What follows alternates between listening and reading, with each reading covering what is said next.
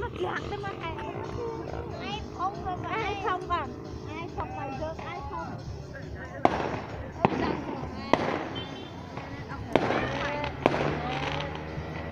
ai lúc camera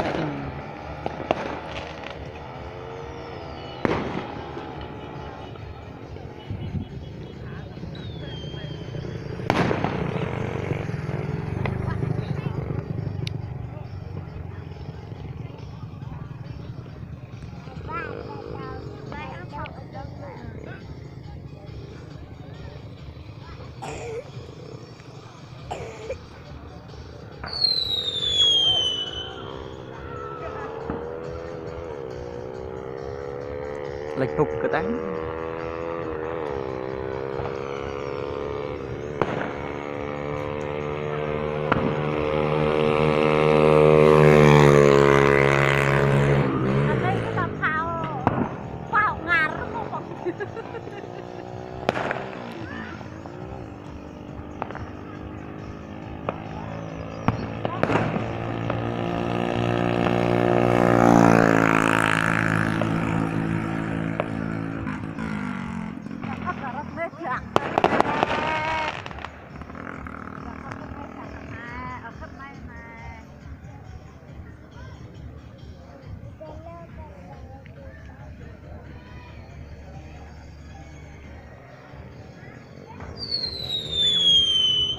dạ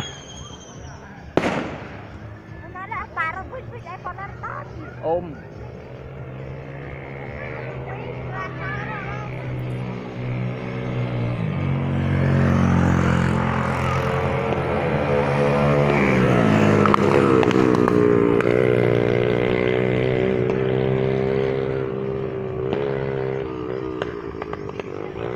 nay năm hai tới bốn lên nó cái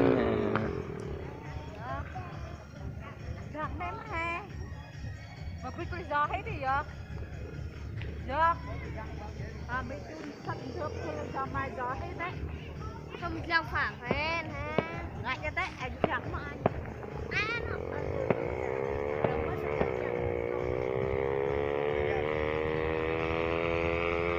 hết đầu cầu hòm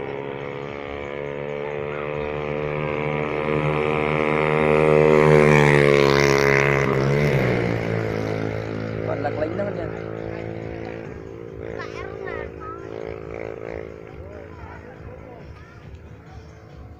anh đâu có bom chẳng ăn tay ôm nha cái đó thì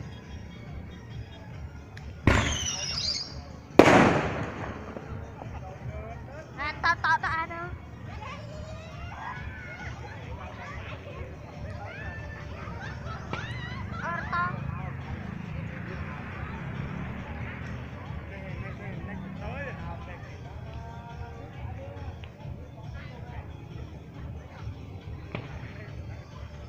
qua cái con cái là pha tập tên ở Mỹ thì nó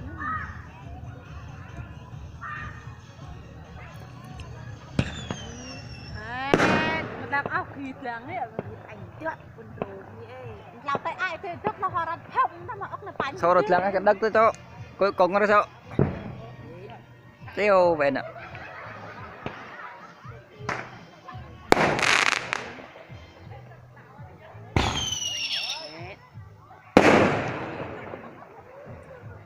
ôi cầu ngay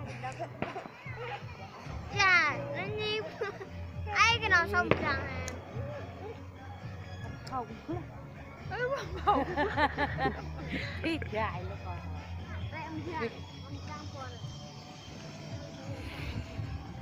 còn một là thật đấy không tâm chẳng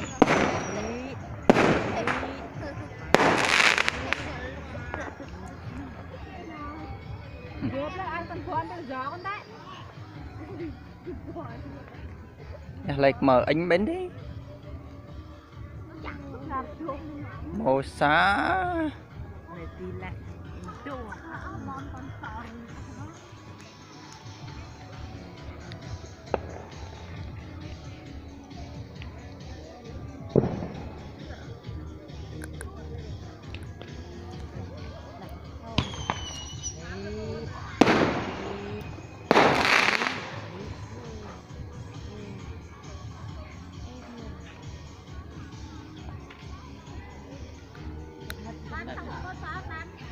Dạ. Không có pháo. Có đâu đốt. Giờ tháng 5 không? Tháng 5 anh em mình đốt.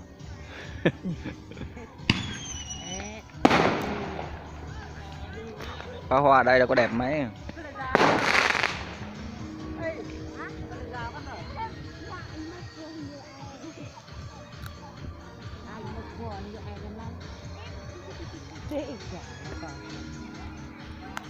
Đó nó khoai được.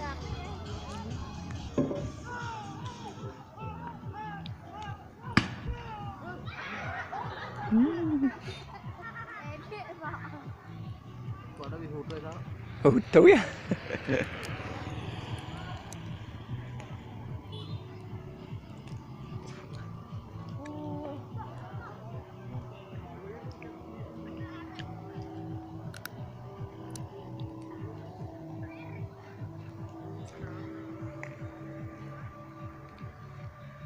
Ai lui là sợ điện thoại. Thôi, ngưng.